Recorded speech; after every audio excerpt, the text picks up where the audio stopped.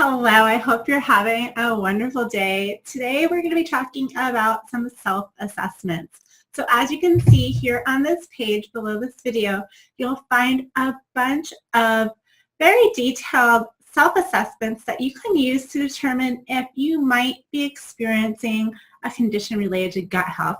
These assessments include excess stomach acid, meaning you have too much stomach acid, too low stomach acid, so that's another situation that can happen on the opposite end of the spectrum. Some people aren't producing enough stomach acid, so you can see if you have those symptoms.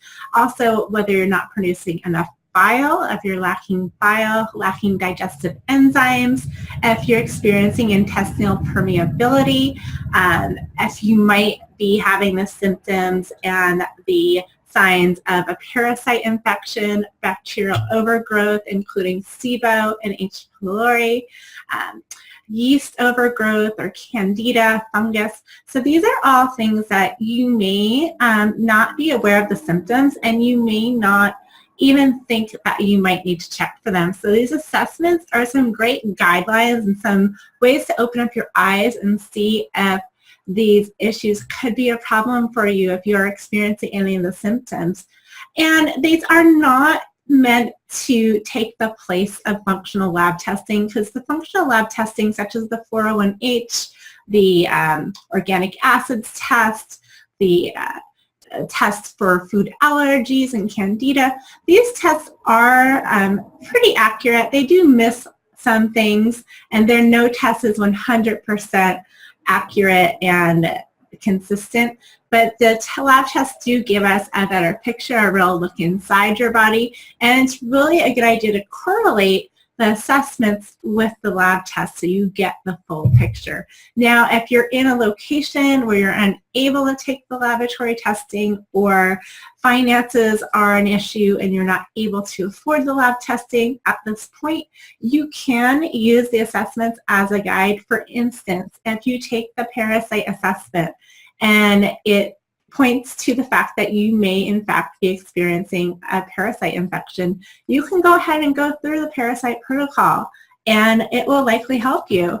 If you did in fact have a parasite infection, it won't hurt you if you didn't.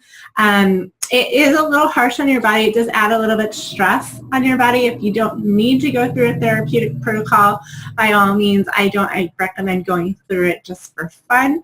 But if you do have some data, such as a self-assessment, to point to the fact that you might want to consider doing that protocol, you can do that. The protocols are all here in this module.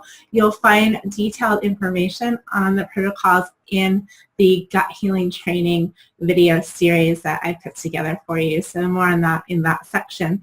But also, if you're looking to treat symptoms of stomach acid, if you're going to use hydrochloric acid, which is very common for people that don't produce enough stomach acid, taking the H. pylori screening is really important, because you don't want to take HCl if you have H. pylori. And I do go over all of that in the training in this module, so you'll get a better idea, a better picture of what needs to be done.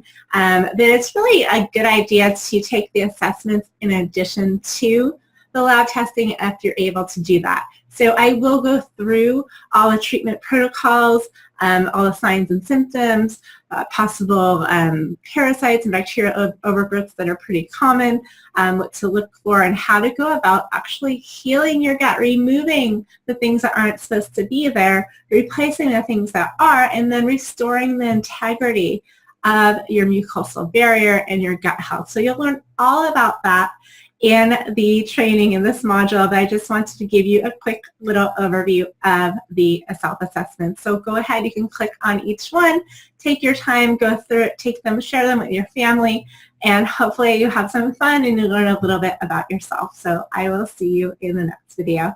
Bye-bye.